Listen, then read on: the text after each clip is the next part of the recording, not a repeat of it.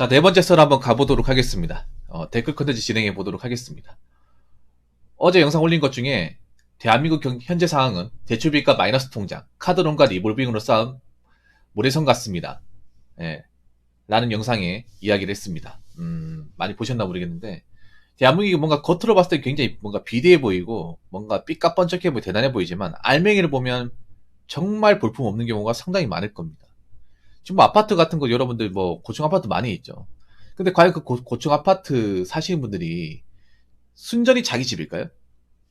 정말 은행 지분이 하나도 안 들어간 자기 집을 살고 있는 사람들이 얼마나 될까? 없습니다. 수도권 없어요. 오히려 자기 지분보다 은행 지분이 더 많은 사람들이 훨씬 더 많아. 근데 그분들이 지금 위기예요. 그리고 자동차도 지금 자기 차라고 얘기할 수 있는 분들이 별로 없어. 신차 몰고 있는 사람들 중에. 옛날 차는 모르겠는데 요즘에 최신차들 많이 있잖아요. 외제차뿐만 아니라 뭐 국산차 신차 같은 것들 모는 것 중에 이거 내 차다. 내 지분 100% 내 거 다 들어갔다. 라고 얘기할 수 있는 사람들이 그렇게 많지 않아요. 예. 지금 뭐 빚도 심각하지만 마이너스 통장 뚫은 사람도 많고 이 마이너스 통장은 안 되니까 카드론과 리볼빙 돌려막기로 지금 꾸역꾸역 버티는 사람들이 굉장히 많습니다. 근데 그런 사람들이 얼마나 버틸 수 있을까요? 얼마나? 답이 없어 보이는데 내년에 어려워지죠. 정말 답이 없어질 겁니다. 여러분들은 절대 쉽게 허물어질 수 있는 자신들만의 모래성을 절대 쌓지 마시고 단단하게 만드셔야 돼요. 콘크리트로. 여러분들은 모래성이 아니라 콘크리트성을 쌓으셔야 돼요. 남들이 봤을 때 대단하지 않게 보이더라도 비와 바람이 불더라도 끄떡없는 단단한 철거 구조로 된 여러분들만의 콘크리트 자산을 만드셔야 됩니다. 자, 댓글이 좀 긴데 한번 읽어보도록 하겠습니다. IMF 때에는 가게가 파산하는 경우보다는 기업과 정부가 파산하는 경우였어요. IMF 때 가정이 어려웠던 이유는 사업가들이 파산하거나 실직의 충격 때문에 그랬던 겁니다. 98년 이후로 일본식 종신고용체제가 붕괴된 거죠. 그런 IMF의 트라우마로 깊이 지적이던 공무원 열풍이 시작된 거였습니다. 현재는 정반대인데 이미 박근혜 정부 시기부터 기업들은 보유한 부동산 죄다 팔아치우기 시작했습니다. 현대차의 한전사업 구매가 이례적인 거죠. 월가의 전문가들이 붕괴를 올해 가을 아니면 내년 가을로 예상을 하는데 올해 가을은 이렇게 넘어갔으니 내년 가을께가 아닌가 합니다.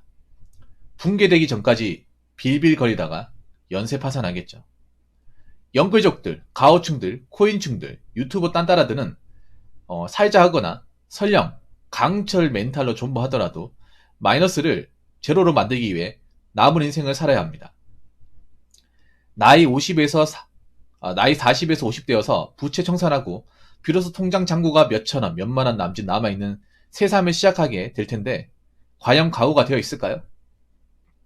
쿠쿠다스 멘탈인 MZ세대가 과연 버틸 수 있을까요? 아니면 저승으로 추노할까요? IMF 시기에는 흑자 도산이 있었습니다. 기업이 경영력이 있고 충분히 수익을 낼 수 있는 건실한 업체였으나 은행의 원금 회수 압박에 파산하게 된 거죠.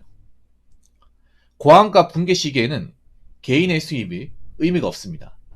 당장 원금 상환 안 되면 망하게 되는 거니까요. 이래서 은행 빚이 무섭다고 하는 거죠.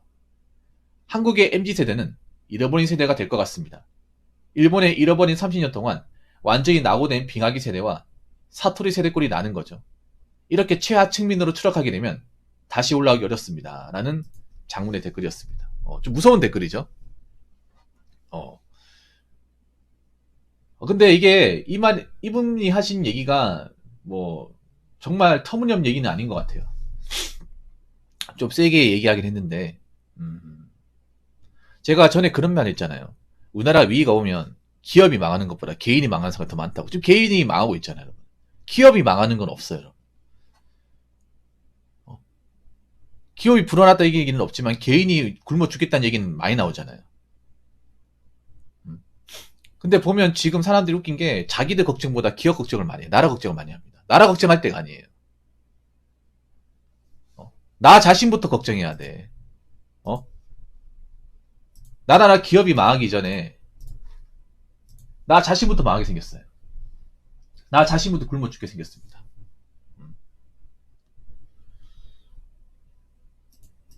지금 버블이 너무 많아요, 대한민국에. 거의 모든 산업이 버블이에요. 사람들이 거품이 장난 아니야. 뭔가 대단해 보이고 뭔가 삐까뻔쩍해 보여도 저게 다 거품이에요. 왜냐? 내 지분이 100% 들어간 게 없어요. 거의. 다 뭐 이제 캐피탈 아니면 은행 대출 아니면 할부 이런 걸로 다 구매한 거죠. 이 와중에도 뭐 물건 같은 거 구매할 때 일시로 못 사니까 뭐 캐피탈 같은 걸 지른다거나 아니면 할부 구매한 사람도 있을 겁니다. 그거를 남들한테 이제 자랑하듯이 이렇게 보이는 사람도 있을 거예요. 나중에 시간이 지나면 그게 얼마나 형편없는 것이었음을 뭐 깨닫게 되는 순간이 온다는 거죠. 근데 아직도 정신 못 차리고 남들한테 이제 폼 잡으려고 인스타 같은 사진 올리려고 뭐 중고차 매장 가가지고 돈도 없으면서 가가지고 캐피탈 금리 무서운지도 모르고 차 지르는 사람들이 있어요. 진짜 안타깝지만 어제 여러분 얘기한 거 기억나시죠? 우리나라는 유비무환을 할 줄 모른다고, 미리 준비하고 대처한 능력이 없다고, 항상 한 대 시원하게 쳐맞고 나서 그때 가서 대처하지, 맞기 전까지는 이게 아픈지 안 아픈지 몰라요. 누가 봐도 아파 보이는데 꼭 한 대 있잖아, 시원하게 쳐맞고 나서 팔다리 부러지고 나서 그때 가서 아 이제 정신 차려야겠구나, 이미 너덜너덜해지고 나서 대처하는 것들 많이 봤습니다. 이건 역사적으로도 많습니다. 이사기에 우리나라 사람들은 뭔가 미리 와가지고 내가 어느 정도 이제 방어를 다 해놓고 위기가 왔을 때 대처해서 이겨낸 요령이 좀 필요한데, 그냥 피부로 다 맞다 때리고 나서 데미지 입을 때를 입고 나서 그때 가서 복구하고 이렇게 이겨내는 것을 너무 당연하게 생각을 해요. 피해를 안 입어야 될 거 아니야. 남들은 피해를 입더라도 나는 안 입어야 되잖아요. 그리고 여러분들 IMF 때 우리가 세계될 게 뭐냐 하면, IMF 때 누구한테는 위기였지만 누구한테 기회였어요. 그때 IMF 때 기회가 된 사람 누구냐? 돈을 차곡차곡 모아놓은 사람들, 뻘짓거리 안 하는 사람들. 그 사람들이 이제 IMF 때 이제 서민들이 집에 어져서 집을 매물로 내놨잖아요. 그 매물들을 하나하나 쭉쭉해가지고 그걸로 이제 좀 많은 수익을 얻은 분들이에요. 이번에도 위기가 오면 누군가 또 기회를 잡겠죠. 근데 그 기회를 잡는 분들은 그냥 뭐 능력이 좋아서 잡냐, 그게 아니라 이미 준비를 한 사람들이죠. 이미 뭔가 이제 총알이 있는 분들. 총알이 없으면 그냥 그림이 떡이죠. 당장 내가 지금 나올 데가 없는데. 그래서 참 내년이 여러모로 참 걱정이 됩니다. 이 사람도 어떡하려나? 영끌족, 가오층, 쿠인층, 뭐 주식층, 그리고 이제 명품족들, 카푸어들, 온갖 푸어들 어떡하려나요? 뭐 버틸 사람들은 버틸 겁니다. 근데 버티긴 하는데 그 대가가 너무 클 거예요. 말도 안 되게 클 겁니다. 예. 그러니까 이 사람들 특징이 뭐예요? 영끌, 가오, 코인. 거품이에요, 거품. 실제로는 그렇게 대단하지 않는데 있는 거 없는 거 다 털어가지고 거품을 만들어낸 거예요. 영끌족도 어떻게 보면 부동산 거품을 주도한 사람들이죠. 그 주역이 있는 분들. 가오층도 그런 거죠. 지금 푸어, 길바닥에 돌아다니는 외지차, 그 수많은 외지차들이 소유자 중에 한 명이죠. 어떻게 보면 팩트로 말하면 다 마이너스죠. 다 빚 있어요. 네, 아파트 빚, 그리고 푸어족으로 인한 빚, 코인 손실로 인한 빚 다 있어. 그러면 이 빚을 어떻게 해야 될까? 빨리 갚아 나가야 됩니다. 갚아 나가야 되는데 갚아 나가려고 하지 않아요. 이게 문제가. 난 문제가 그런 거야 지금. 만약에 저렇게 빚을 져가지고 자기가 너무 많은 빚을 져가지고 과연 이거를 자기 능력으로, 자기 기질로 뭐 돈을 벌어가지고 갚아서 극복을 할 사람들이 얼마나 될까? 좀 죄송한 얘기인데 그 IMF 때 젊은 분들하고 지금의 젊은 세대하고 완전히 달라요. 멘탈 자체가 달라요. 이렇게 얘기하면 붕어형 꼰대다 얘기하는 사람 분명히 있을 텐데 꼰대라 생각해도 상관없습니다. 예. 과연 닥치는들이 이래가지고 악착같이 돈 안 쓰고 몇 년 동안 존버해가지고 갚아 나가서 이겨낼 사람들 얼마나 있을까? 내가 봤을 때는 못합니다. 절대 다수는 못할 거야. 음. 저희 아버지도 빚 져서 땅이랑 그 위에 집 지어서 빚이 있죠. 한번 생각해봐요. 그 빚 갚으러 나가려면 전 가족이 전부 다 몇 년 동안 진짜 돈 안 쓰고 일만 하면서 갚아 나가야 돼. 그 아무나 하는 게 아니란 말이에요. IMF 때 이제 빚 많이 져가지고 급복하신 분들이 어떻게 했냐 하면 가족들이 정말 뭐 가리지 않고 일해가지고 허튼데 돈 안 쓰고 몇 년 동안 계속 빚 갚는 데만 돈 다 들어갔어. 그 몇 달 한 게 아니라 뭐 아무리 적게 잡아도 5, 6년, 뭐 심한 경우 10년, 20년까지 해가지고 지금 와가지고 갚은 분도 있고 다시 하락하면 못하죠 그거를. 얼마나 지긋지긋합니까? 사는 게 사는 겁니까 이게? 돈을 벌었으면 자기가 뭐 하고 싶은 것 좀 쓰고 좀 문화생활도 즐기고 그래야 되는데 빚이 워낙 크다 보니까 눈에 뵈는 게 없다 보니까 일단 이것부터 갚아 나가야 되잖아요. 그렇게 정말 꾸준하게 참고 참아가지고 겨우겨우 해서 이제 IMF를 극복을 했단 말이에요. 그거는 그 시대의 분들이니까 가능한 거죠. 지금의 젊은 분들은 가능할 거라는 거지. 지금의 젊은 친구들 하고 싶은 것도 많고 누리고 싶은 것도 많고 또 힘든 건 하기 싫고 남들이 무시하는 건 다 하기 싫고 좀 그런 세대 아닙니까? 음? 태생적으로 고생하는 거 싫어하고 쥐어짜는 걸 별로 그렇게 썩 좋아하지 않는데 자 여기 보면 쿠쿠다스 멘탈의 MZ세대가 과연 버틸 수 있을까요? 아니면 저승으로 추노할까요? 못 버팁니다. 죄송한 얘기인데 상당수는 못 버틸 거예요. 왜냐 일단 덩어리가 너무 커요. 아 생각해봐. 왜 못 버티냐 하면 MZ세대 대부분이 뭔가 열심히 일해가지고 돈을 모아본 사람, 모아본 경험이나 그런 돈이 없는 분들이에요. 자, 예를 들어서 푸어중이나 코인충 한번 얘기해 봅시다. 푸어랑 코인충 저런 거 하는 사람 중에 돈이 진짜 엄청나게 많이 모은 사람 얼마나 있을까? 돈을 모았으면 저런 거 안 하겠지. 대부분 돈을 막 크게 모아본 적도 없는 사람이 돈을 쉽게 벌려고 아니면 좀 남들한테 좀 폼잡고 싶어가지고 그렇게 무리해서 했다가 지금 이 사람이 난 거잖아요. 내가 그동안 벌어놓은 돈, 모아놓은 돈보다 몇 배의 빚이 생겼는데 이걸 갚아 나간다. 상시적으로. 갑자기 사람이 있잖아요. 빚이 생기면 갑자기 정신이 번쩍 들어가지고 아 그래 이제부터 일만 하면서 정말 죽었다 생각하고 갚아 나가는 거야. 그렇게 정신 차린 사람이 얼마나 있을까. 옛날에도 그런 사람 몇 명 없었는데 지금 더 없어요. 더 없어. 제가 앞전에 그런 얘기 했잖아요. 빚 1억 있어도 그 갚아 나간 사람 10명 중에 한두 명 있을까 말까 하다고. 거의 근 한 10년 동안 일만 해야 되죠.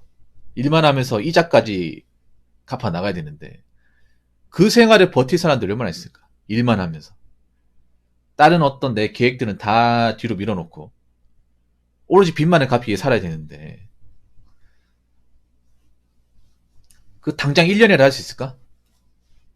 못할 겁니다. 아예 처음부터 포기할 거예요. 처음부터 안 된다고 지칠 겁니다.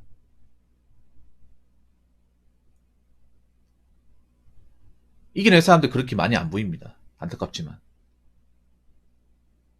그래서 참 안타까워 이런 거 보면.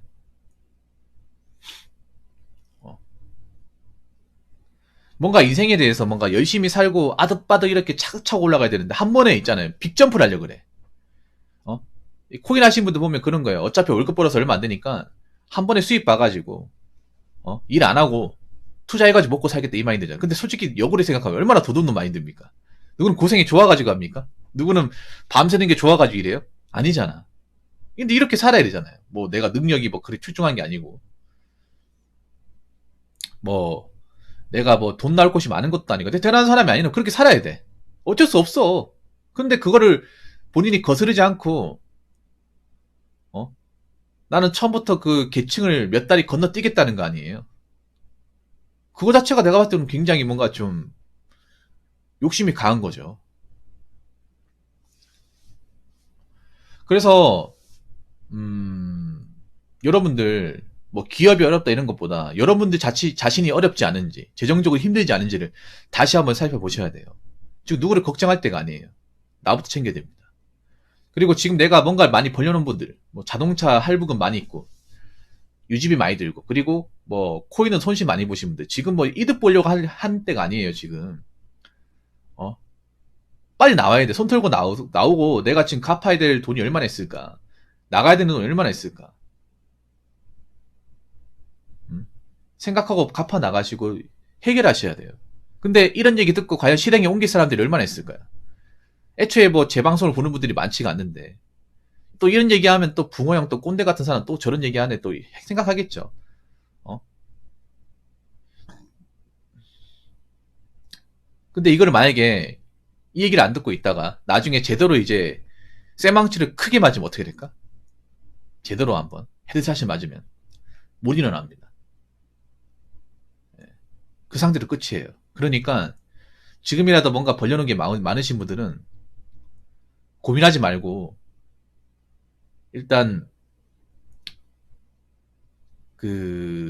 내가 지금 벌려놓은 게 있으면 다 처분하시고 거기서 마이너스가 나는 게 있으면 그것부터 좀 빚부터 해결해 나가시기 바라겠습니다. 지금 폼 부리고 다닐 때가 아니에요, 지금. 음. 막상 피부로 다가오면 극복할 사람도 많지 않습니다. 그러니까 나부터 살겠다는 마인드면 누구 자꾸 건사하려고 하지 말고 나 자신부터 무조건 좀 살겠다는 마인드로 뛰쳐나오시기 바라겠습니다. 자, 이상으로 네 번째 썰 마치도록 하겠습니다.